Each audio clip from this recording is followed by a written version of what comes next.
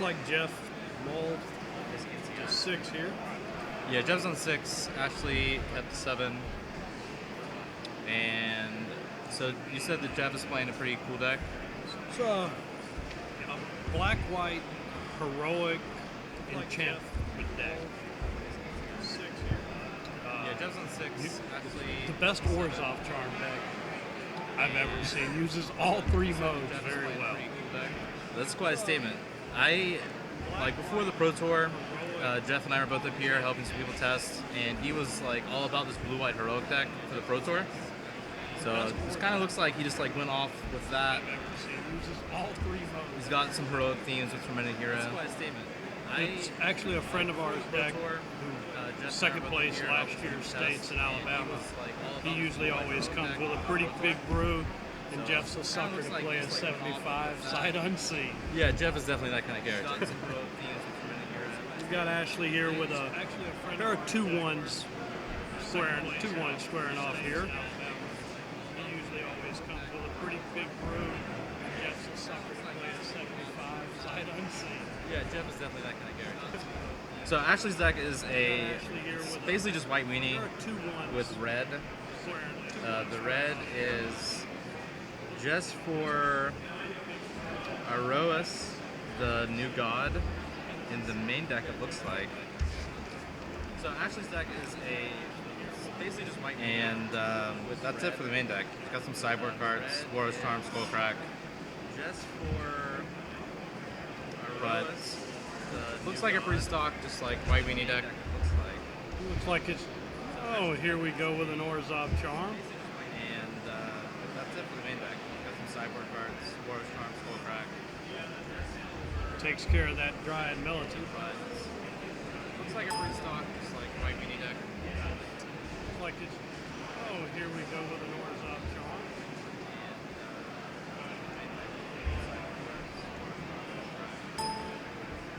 Takes care of that Dryad Militant. So it looks like Jeff has 3 Agent of Fates in his hand. Needing a third land. And a Brave the Elements. Brave the Elements. The Pro Tour champion, Judge's Familiar, makes a showing. Yes, Craig Westcott would be impressed. It is kind of awkward, though, having a... No, that can't be a Brave the Elements. It has to be God's Willing. God's Willing. Yeah, God's Willing. Okay, I was thinking nearly mono black deck with Brave the Elements is a little awkward. Jeff gets his third land here. Will the owl block? It is kind of awkward, though, having a... I think I would probably take that block. I think I would have to trade there. Yeah. Okay, I was thinking nearly mono black Agent deck of Fates has hit the field. Gets his third land here. Will the owl block? Like in a creature mirror like this, I think being the white deck, I probably want to just trade for 1-for-1, so like my other big spells can start to take over, and I'm not expecting there to be like any expensive instant or sorceries that I can actually get that ability off. But if she just wants to like slam a spear here or something, then that might swing the race back. And the Banisher Priest takes care of Agent of Fates number 1. To be fair, she may have expected a Hero's Downfall or something from a black-white deck. She hasn't seen much. Yeah, that's reasonable. If I had a Banisher Priest incoming, then I would probably want to be able to just at least mana short a little bit. To be fair, she may have expected a Hero's Essentially make everything cost, 1 more mana. Jeff rejams another Agent of Fates. A Banisher Priest incoming, He does have I would probably want to be able to an Ethereal Armor mana short a little bit. and a God's Willing in hand. So if he gets to untap with this, Essentially make everything cost, 1 more mana. things could get ugly. Can't really see what all's in Ashley's hand. He does have an Ethereal Armor. There's another Soldier of the Pantheon. So he gets to and maybe a Vermaz? No Vermaz. Can't really see. Right, the Banisher Free's not going to get in. Jeff takes another 3.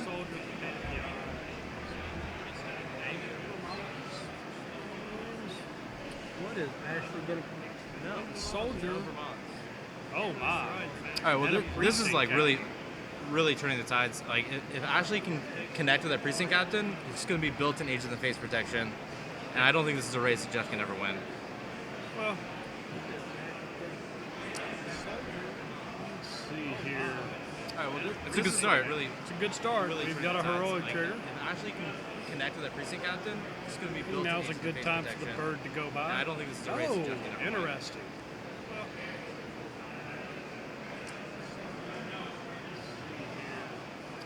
It's a good start. Really. It's a good start. We've got a heroic trigger. And Jeff has the pass here. No good attacks. Yeah. I don't see. The ethereal armor gives first strike, so we can. He has the God's willing in hand. Which Yeah, will take care of the precinct captain. We can profitably block with with our agent on the precinct captain as well. Though you have to be careful with The ethereal armor Oboro's gives first charm. strike, so we can. Oh my! He has the God. Yeah, yeah. We can blow off that God's willing now. Yep, gotta use that willing. We can profitably. Name and white, with which is our gonna agent knock on the the armor precinct off. captain as well. So you Yeah. have to be careful with Oboro's That is charm. kind of awkward. Oh my! Yeah. Yeah. We can blow off Might that would have God's been willing now. pretty sweet to have in a Johnny's presence at that point. Yeah. Johnny's presence. Plus It's one, kinda plus awkward. one with strive gives target creature plus Oh. one and indestructible. Might would have been pretty sweet to have in a Johnny's presence, which would not make that aura fall Right. off. Still doesn't really protect for Banshee Priest though. That's fair. Like this is just an awkward Yeah, this is just all awkward right here. situation. I mean, this probably isn't something that comes up very often. It's not often that you're going to be playing against, like, you know, a white weenie deck like this. Still doesn't really protect the Banshee. And Age of the Fates is still a great card in the matchup. Ethereal Armored or not. Just an awkward Yeah, this is just all awkward right here. situation. I mean, this probably isn't something that comes up very often. It's not She often sacked that the you're playing Banisher Priest with the trigger on the against a stack. deck like this. And Age of the Fates is still a great card in the matchup. Ethereal Armored or not. Yeah, this is just all awkward. Probably need to get a judge there because that ethereal armor should Yeah. have fallen off. I'll give him about 3 seconds. See if they figure it out. Should probably go tell them. Yeah. We need to get a judge there because that ethereal armor should. Right. We're going to get over there and get this straightened out. I'll give him about 3 seconds. See if they figure it out. And there we go. We've got a judge there explaining that Pro White will indeed knock the enchantment off. Huh?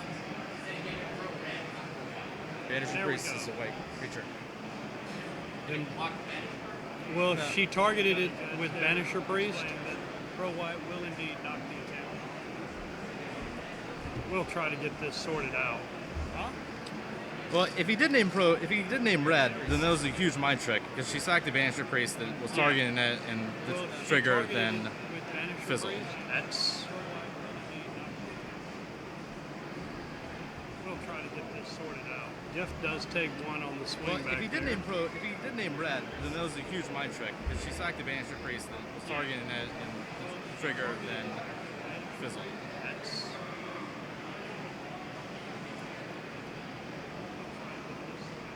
Jeff does take one on the swing. Precinct captain is doing a heck of a job holding off these agent fates. Yeah, even though the one has first strike, it's still just going to be, you know, a 2-for-1 profitable trade up. We thought that Ashley played a Banisher Priest, yeah, and precinct captain is doing a the other one.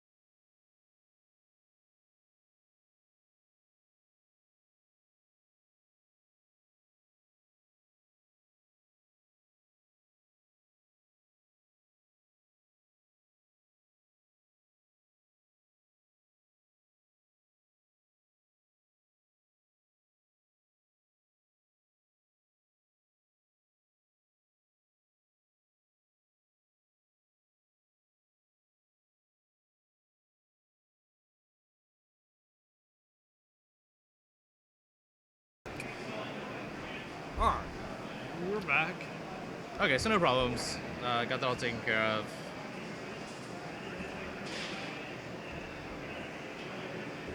Let's see here. So Ashley has a Path of Bravery in play. This is going to be a problem. Yeah, this board state is getting a little too big, and that Judge's Familiar is just slowly killing Jeff. We've got a Spiteful Return hits the table. 1/1. Deals 2 damage whenever it attacks. Looks like it's probably just going to be on a block duty here. Yeah. Unfortunately, Jeff just took too much time finding that 4th land. He has another Gnarled Scarhide in his hand. It unfortunately costs 4 to bestow. He really probably needs to draw a Herald of Torment here.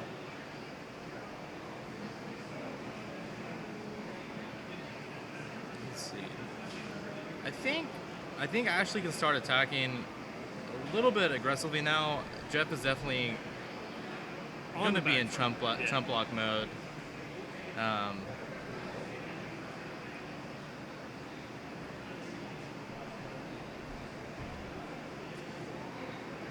Going to be interesting. I don't know. We don't know what she has left in her hand. Yeah, it looks like they're both on 1 card. I know that Jeff has Gnarled Scarhide. And again, just with the bird.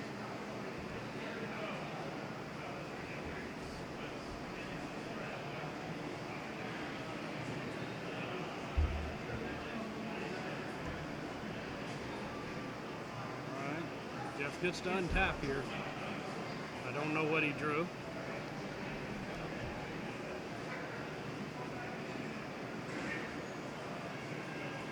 It's like another Gnarled Scarhide. Yeah, this. Oh no, it was a Spiteful Return. A Spiteful Return on the aging phase. Let's see. I guess Ashley just had to sacrifice one of the soldiers. Yep, they're not doing much right now. And Now, can Jeff afford to get in with anything? That precinct captain is. Oh! well, Ashley's definitely shown that she's not looking to get her ground creatures involved in combat. So Jeff can start turning this guy sideways just based on the fact that she's shown she's trying everything she can do not to involve her ground creatures with his ground creatures.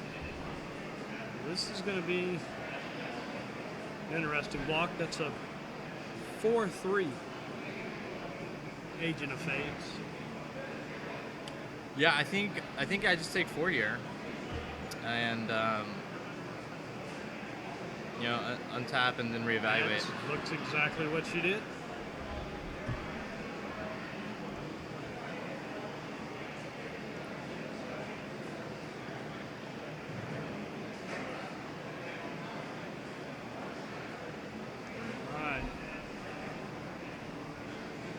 At this point, I don't know if the Judge's Familiar can go all the way. Path of Bravery goes +1/+1, right? Yes, to attacking creatures, I believe. Gain a life. You gain a life for each attacking creature? I believe so. I'm going to look it up right now.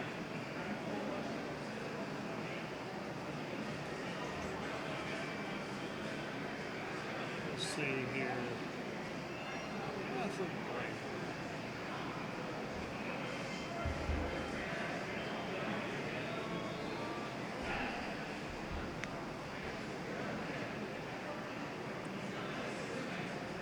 Path of Bravery says, as long as your life total is greater than or equal to your starting life total, creatures you control get +1/+1.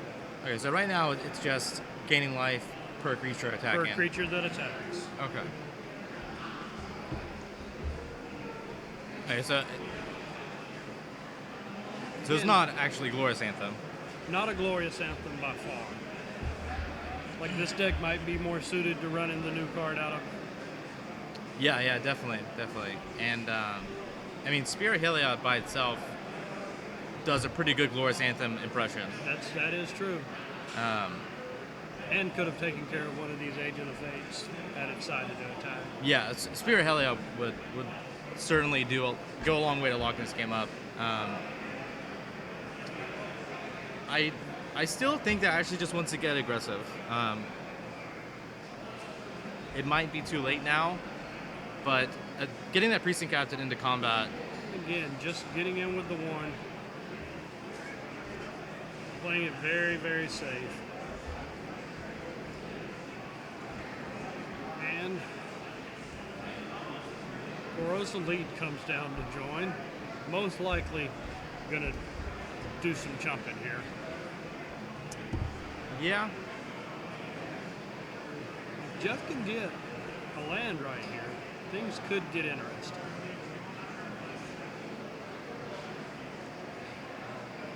Do you see what he drew? I did not see what he drew. Just gonna do some math here. We can put her at 5 immediately off the 2 spiteful return triggers.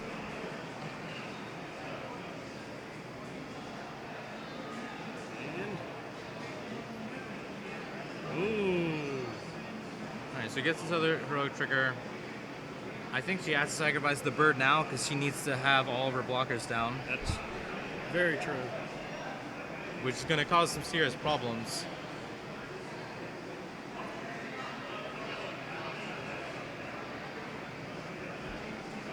She's kept this bird round a little longer than she probably should have, expecting a lot more instants and sorceries. Right.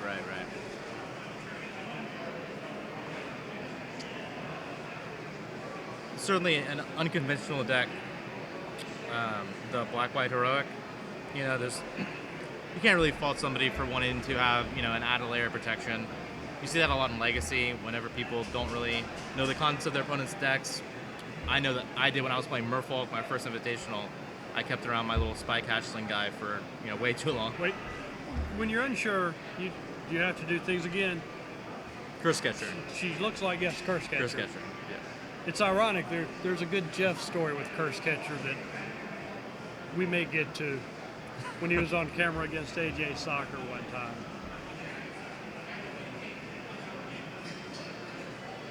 Ashley is gonna let the soldier go.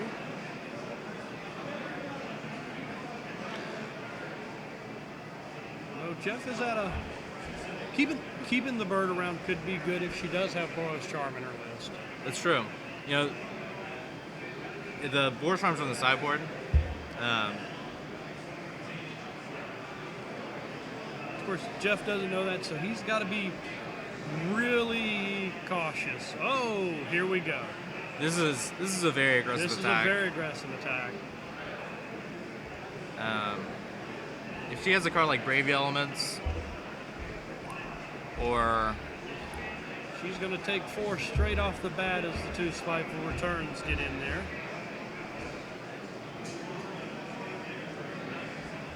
So I think we put, well, I mean, there's not really that many good blocks here either. No. Precinct Captain really can't do much. I think we just have to, like, probably chump an agent, eat the Gnarled Scarhide, and eat the other spiteful return, and then just take 4 from the other agent. That'll... So if we put Precinct Captain on Scarhide, we put Banisher Priest on the spiteful return, and we chump that agent. That's right. We go to... Then we go to 1. Oh, yeah. She's going to just go to 3. Yeah, if we block the other way, we could be representing lethal. Yep.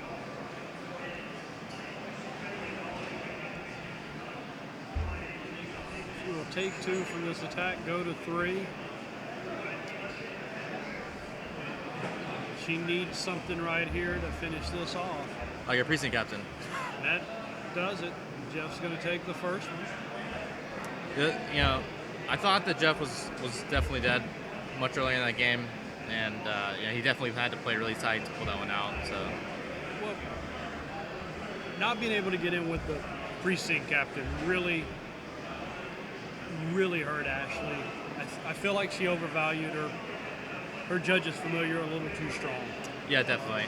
That Ethereal Armor really did a lot more work than it probably looked like it did too. just by holding back more creatures than it was supposed to. The first strike just puts fear in people. First strike death touch is a deadly combination. It really is. And Jeff's sideboard, he's got 4 Hopeful Eidolons, which I would assume would be coming in here. Definitely. Possibly the 2 Doomblades and a Bile Blight. Yeah, I think I'm probably bringing all those cards, all 7. I'm not sure what to take out. I might take out the Gnarl Scarlhead here. I don't feel like on the draw I'm going to be the aggressor. It's not a blocking creature. I like that. Orzhov Charm, or not Orzhov Charm, sorry, Gifts of Orzhova. That could be a bit of a liability. It could. You have to expect that something like Banishing Light, the new Oblivion Ring is coming in, and since your God's Willings essentially are kind of turned off, that's going to hurt. When you have enchantments, it can be kind of awkward. Ashley's got Boros Reckoner. I'm sure those are coming in. Fiendslayer Paladin, Celestial Flare, Archangel of Thune, Boros Charm, Lair of Heresy, and Skullcrack. So I'm thinking probably Archangel, Boros Reckoner, and Fiendslayer Paladin coming in. The Judge's Familiars can go for me. Path of Bravery, I think Archangel probably just does that effect better. I would agree. And I'm not really sure how good Erois is. I'm not really sure how much that kind of card, that kind of effect is needed. I'd probably shave it in this matchup. It's a shame that in game 1 she didn't see any of the life gain cards in Jeff's deck, so she's probably not going to bring in the Skullcracks. Are there a lot of life gain cards? We've got the Hopeful Eidolons and the Gift of Orzhova. That's true, yeah. Which is an awful lot of life gain cards. Yeah, those cards can get really swingy. And so it'll be interesting to see if maybe she does decide to bring them in. I don't think that she would, but I've seen stranger things. What about Celestial Flare? I don't think so. She really didn't see... Like, this heroic deck really kind of goes all in on one creature a lot. The flares would be really good, but like in that game, Jeff had to be very defensive and he didn't really get to Voltron up a guy. Right. Like, I've seen this deck play and it reminds me a lot of Triple Theros limited format. Yeah. Where you're just all in on one guy and do huge chunks. Yeah, Jeff has a really, really good draft deck. He also has a very sweet little playmat there. Oh yeah, playmats are great if you're into that kind of thing. I mean, I hadn't noticed it watching him play before, but that one's kind of... Well, obviously Jace is probably running the table here. I don't know. I'd keep my eye out on a Johnny. How about Karn? I didn't realize Karn was there. Karn's a pretty powerful one too. I gotta assume Chandra's got a few tricks up her sleeve and probably is cheating. Yeah, definitely cheating. Definitely cheating. Definitely not paying. And probably never pays. There seems to be a Minotaur that's dropped out of the game. Yeah. And they're also admiring the playmat. Yeah, also admiring the playmat. Oh wait, they're not even playing poker because that looks like an MTG card back. That looks like a big game of multiplayer EDH, which is a... If that's your thing, that's your thing. That's, EDH can be fun. I haven't actually gotten many opportunities to play EDH. Really, Logan? I mean, why not? I just don't really get up as much as I would like to. So it looks like we're shoveled up and ready to go for game 2. Let's see if we can resolve our mulligans here.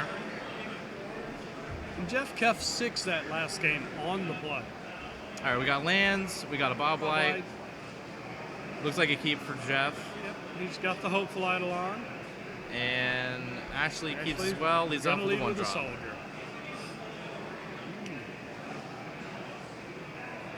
Looks like Jeff's hand is really set up to be more of a mid-rangey game for Jeff. I wouldn't be surprised to see removal spell into something. Basically any creature plus Hopeful Eidolon will do the trick. Ashley's going to take 2. This looks like the double 1-drop turn. Nope. Oh, the Sovereign. That's a pretty good one. Sovereign is especially on turn 2. Always real good. You know about Sovereign. I know you do. I enjoy the Sovereign. A one of sovereign. It really changes the way your opponents have to play the game now. Especially in the next game too, in game 3s. Yes, like makes you really think about how you have to sequence your turns and just messes up a lot of things. See, like this is exactly what we're talking about. This is fine because the spiteful return probably was never blocking anyway. That's true. Is that a Banisher Priest I see? Yes, it looks like it, but I don't know. It doesn't look like Ashley has a third land. Yeah, it does not. It doesn't look like we have a third land. She has a couple of Braves. I did see a Fiendslayer Paladin. Jeff's going to take 4 here. I think the big key in post-board games for Ashley is always having white up. Yes. So Jeff has to respect Brave the Elements.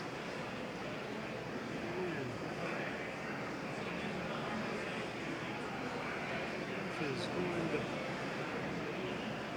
put an ethereal armor on the spiteful returns. It's going to give it +2/+2. Oh, that's true, because it's an enchantment. Wow. And we just passed the turn.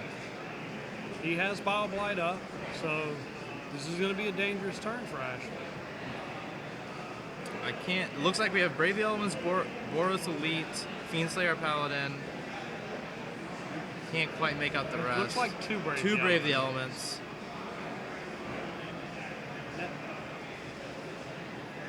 Again, she didn't find a land. Not finding a land might actually work out in her favor. Because if you have that land, you really want to play that Fiendslayer Paladin on curve, and that's just opening up the rest of your guys to Bile Blight. Oh, and there's the Brave the Elements. That is a really, really aggressive Brave the Elements. Jeff's going to respond. This might.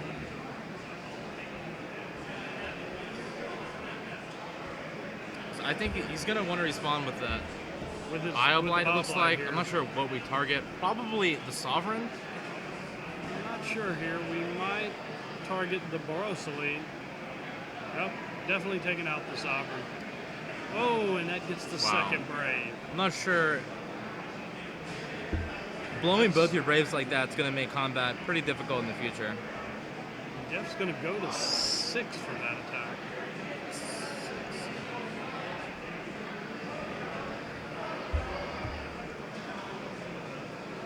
And here's that Hopeful Eidolon. Wow. It has no choice but to get in there.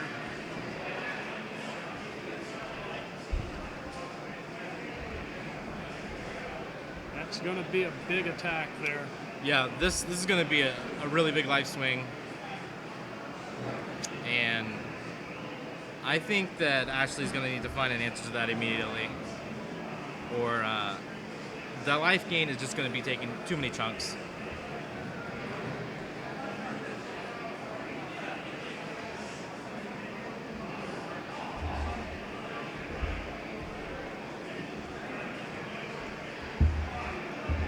Oh, and there's there that it is. Banisher Priest. So Drown in Sorrow would be a good draw. Okay. Not in the gut. Looks like this game's going to end up going to Ashley here. Yeah, I think so.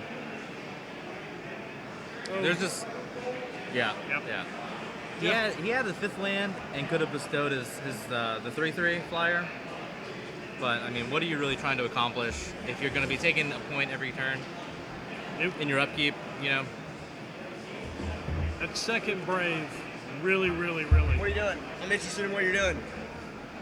Really put Jeff in a bad situation when he couldn't get rid of the imposing Sovereign. Yeah. Not being able to play your 3/3 to be able to at least threaten a block really makes it difficult to figure out a line that really even makes sense. I do like the sideboarding that Jeff did, though. I think on the play, the Hopeful Eidolons will really be able to produce a lot more tempo. And looks like he's going to bring back in a couple of Fell Hides and get rid of 2 of the Spiteful Returns here to try to be a little more aggressive and be the beat down. That seems totally reasonable to me. Heroic. He's playing Heroic? Black-White Heroic. This is it's got 8 1-drops in it, got Tormented Heroes. It's good to see a Sirkis brother play Standard. They never play Standard. Did you win? Yeah.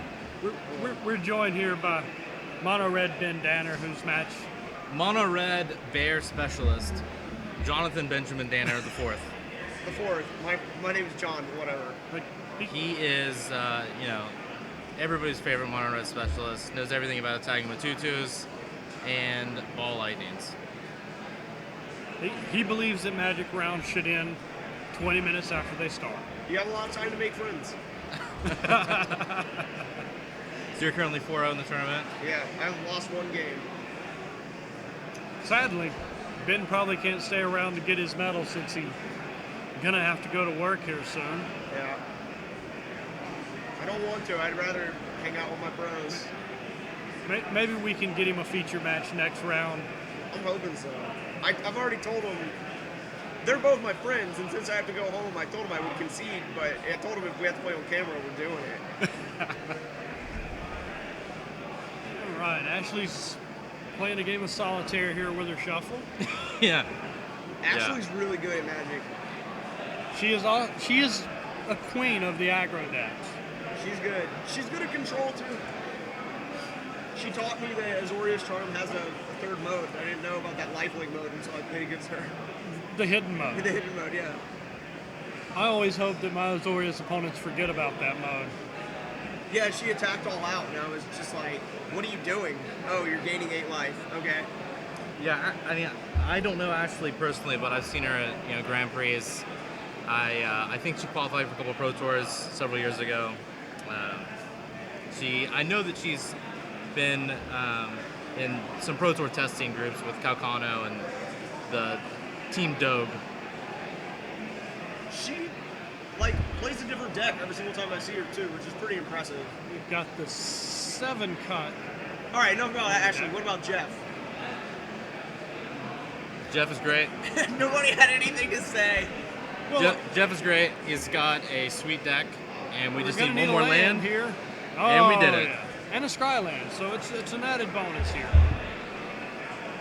I think that hero can really do a lot of work here too. That hero is going to be Black-White Heroic, lot of that's heavy a deck? lifting. Is that actually a deck, or it is is. this like a homebrew? It's a pretty sweet little homebrew I from haven't Mr. seen Garrett Darling. I haven't seen it online, so it doesn't exist. That logic doesn't actually hold And up. here's that hero, which next turn Is that? I think we drew gifts for Rizova we too. have a gift for So Azova. we could We really can start play doing it work next next turn. turn. Is that in his main deck? Yeah. I need to know. Yeah.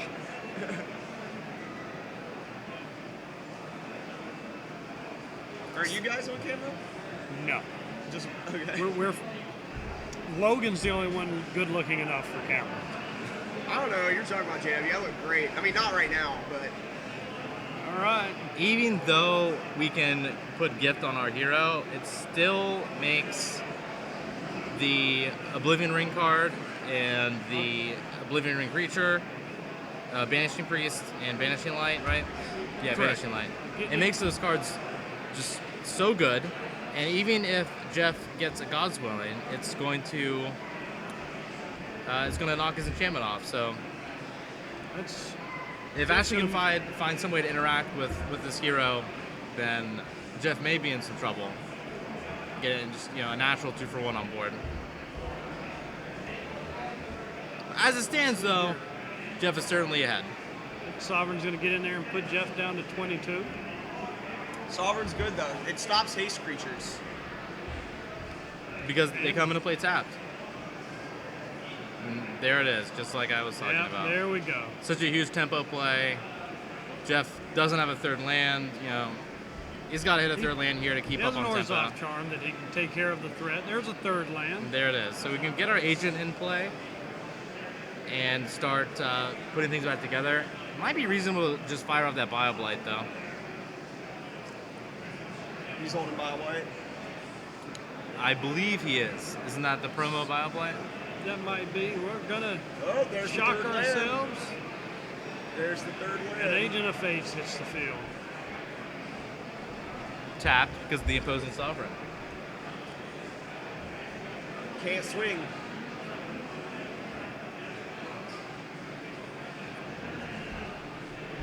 She didn't like what she saw there. So Ashley tapped the top of her deck before the turn where she Banishing Lighted that guy. So do you think she's the kind of player that would feign weakness like that while she's holding the Banishing Light? Or did we top deck the Banishing Light to deal with the threat? I think the Vanishing Light came off the top. You think so? I think so. I don't know. I think you just can't. I'm not sure. Because, you know, if you hit the top of your deck and you draw your Vanishing Light, great. I would take that as a sign that there's not another Vanishing Light in my opponent's hand, and be more willing to, you know, suit up another creature. And we've got the Path of Bravery out. It's going to send Ashley to 17. The real question is Jeff paying close enough attention to even consider that? I would hope so. I think he is. Jeff is a pretty competent player. He's been known to get rattled and make a few poor plays from time to time. Come on, JW. I once watched him swing with a curse catcher into AJ Soccer's Tarmogoyf. I played him twice in a Legacy Playing tournament. Murpho for no value. Just I played him twice in a Legacy tournament, and then after I beat him in the finals, he was just like, "You didn't play into a single one of my dazes or spell pierces," and I was just like, "Well, yeah." When you're double Path of Bravery. When you're a grandmaster of burn spells like John Benjamin Daniel IV, we just don't have time for dazes and spell pierces. So we got another Path of Bravery. And here comes that Orzhov Charm. Is there a Brave the Elements? I like that card. Doesn't appear to be. No Brave the Elements. Jeff will take. So we have two Path of Bravery in play, and I still am not sold on that card. That You see that swagger that Jeff got there when he tapped his lands? is big. Yeah, that's huge. I guess, what is that card? Is that a Tormented Hero? That is a Tormented. That's the F&M promo Tormented Hero there. Okay. All right, well, Jeff definitely, you know, taking control of the game again here. He's got 8 power on board. That attack knocked And- Ashley to 4, and those Paths of Bravery aren't going to get it done. No, it doesn't look like it. She needs a flyer or a removal spell. And that's going to be game. gonna do it. Jeff takes it down. So that's a Sirkis. pretty interesting matchup. Those Sirkis brothers. The Agent of Fate's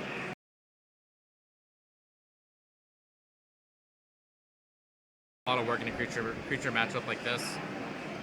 I think Ashley got a little unfortunate with the draws there in Game 3. You know, found the Banishing Line which she needed, but other than that, didn't have a lot of interaction with just most, you know, more powerful things they can do. she probably had one more land than she probably wanted in this deck. Like, this deck really wants to get to 4 and then have a lot of spells left. Yeah, looks like her hand was floated up with a bunch of 3-drops too. All right, we'll be back with round 5.